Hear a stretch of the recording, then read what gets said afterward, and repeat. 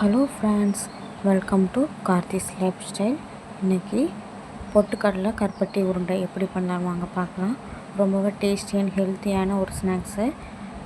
பொட்டுக்கடலையை மிக்சியில் போட்டு அரைச்சி அந்த மாவு எடுத்துக்கலாம்.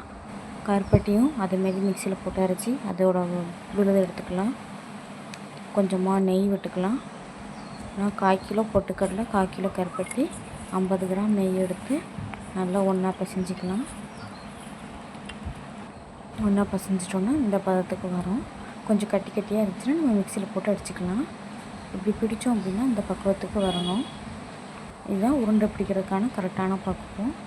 ஒவ்வொரு மாவையும் நல்லா அழகாக உருண்டை பிடிச்சி ரவுண்டாக உருண்டை பிடிச்சி நம்ம வச்சுக்கலாம். ஒரு மாதம் 2 மாதம் அளவுக்கு இது கெட்டு போகாது. ரொம்பவே டேஸ்டியாக இருக்கும். கிட்ஸ் இதை ரொம்ப விரும்பி சாப்பிடுவாங்க. நீங்களும் ஒரு டைம் ட்ரை பண்ணி பார்த்துட்டு எப்படி இருக்குன்னு கமெண்ட் பண்ணுங்கள். தேங்க்யூ ஃபார் வாட்சிங்.